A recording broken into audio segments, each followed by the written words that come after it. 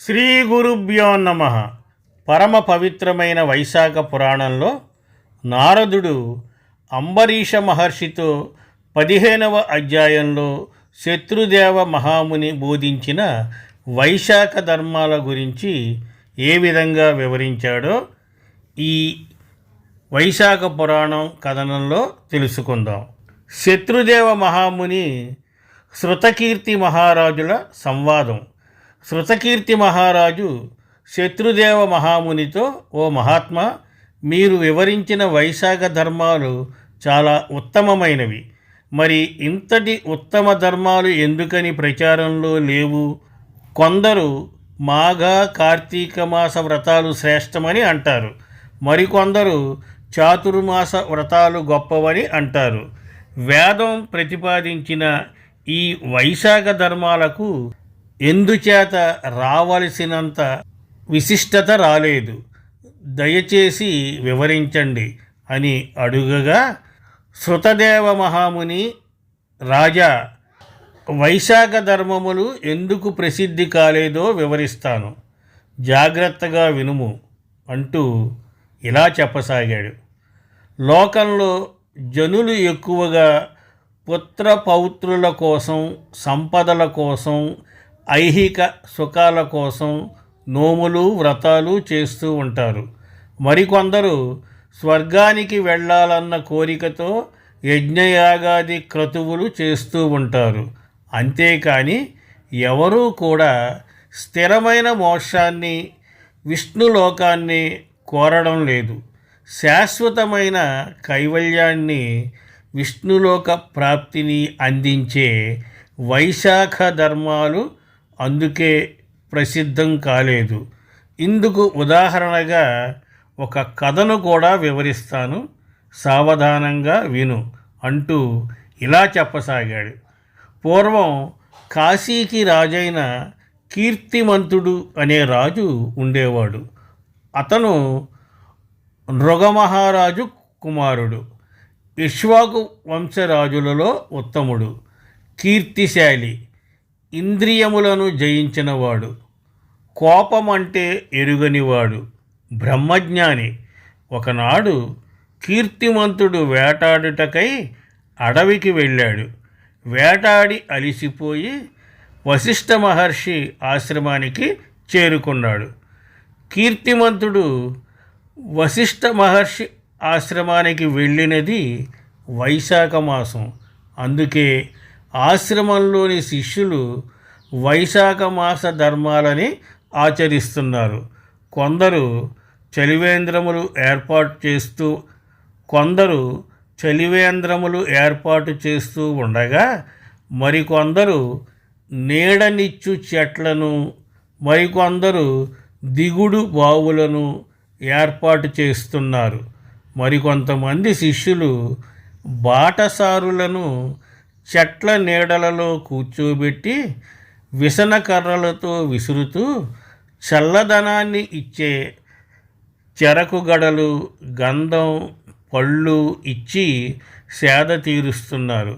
వైశాఖ మాసంలో మిట్ట మధ్యాహ్న సమయంలో గొడుగులు దానం చేస్తూ, సాయంకాలంలో పానకమును, తాంబూలమును, కళ్ళు చల్లబడుటకు కర్పూరాన్ని ఇస్తున్నారు. చెట్ల నీడలయందు, ఇంటి ముంగిళ్ళయందు, మండపములలో ఇసుకను పరిచి చెట్ల కొమ్మలకు ఉయ్యాళ్లను ఏర్పాటు చేశారు. వశిష్ఠ మహర్షి శిష్యులు చేస్తున్న ఈ ఉపచారాలు చూసి రాజు ఆశ్చర్యపోయాడు. వశిష్ఠ మహర్షి శిష్యులు చేస్తున్న ఉపచారాలు చూసి రాజు, మీరెందుకు ఇలా చేస్తున్నారు అని అడుగగా, అప్పుడు శిష్యులు, ఇవన్నీ వైశాఖ మాసంలో చేయవలసిన ధర్మాలు, సకల పురుషార్థాలను, మోక్షాన్ని ఇచ్చే ఈ ధర్మాలను మా గురువుగారైన వశిష్ఠుని ఆజ్ఞ మేరకు మేము చేస్తున్నాం.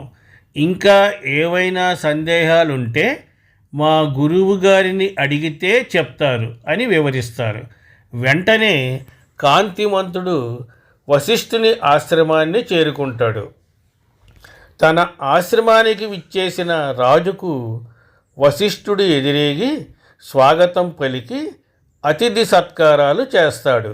అప్పుడు రాజు వశిష్ఠునితో, మహర్షి, మార్గమధ్యంలో మీ శిష్యులు బాటసారులకు చేయు అతిథి సత్కారములు, ఉపచారములు నాకు చాలా ఆశ్చర్యాన్ని కలిగించాయి.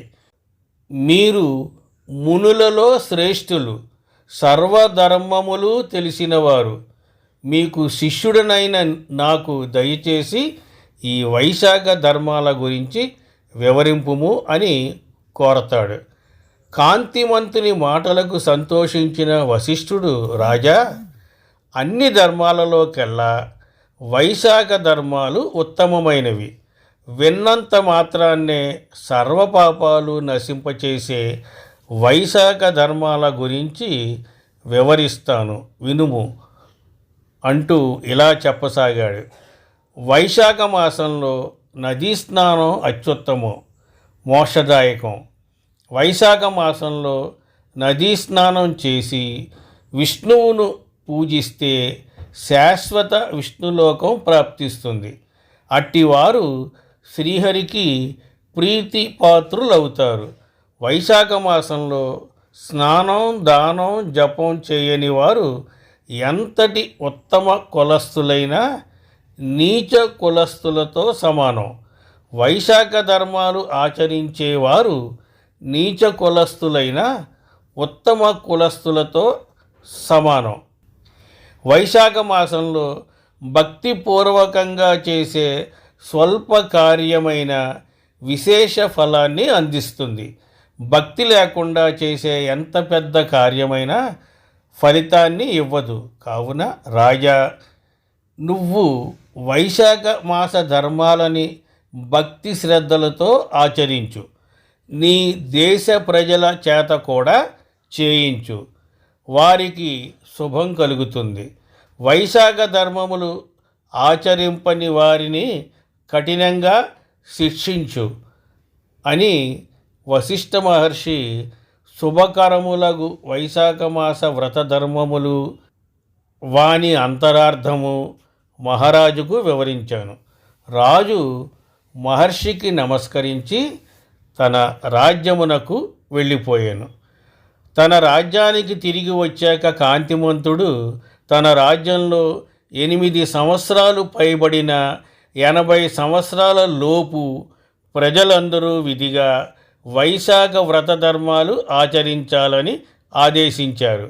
బంధుమిత్రులైన, భార్యాపుత్రులైన వైశాఖ ధర్మాలు పాటించకపోతే శిక్షార్హులు అని ప్రకటించాడు. గ్రామాల్లో కూడా ప్రజలు వైశాఖ ధర్మాలు తప్పకుండా ఆచరించేలా చూడడానికి అధికారులను నియమించాడు. ఆనాటి నుండి వైశాఖ ధర్మ వృక్షం కల్పవృక్షంగా ఆ రాజ్య ప్రజలను కాపాడసాగింది. అందరూ ఉత్తమమైన వైశాఖ ధర్మాలు ఆచరించి విష్ణులోకానికి చేరుకోసాగిరి. ఇటు నరకానికి కానీ స్వర్గానికి కానీ వెళ్ళేవారు లేక స్వర్గ నరకాలు శూన్యమయ్యాయి.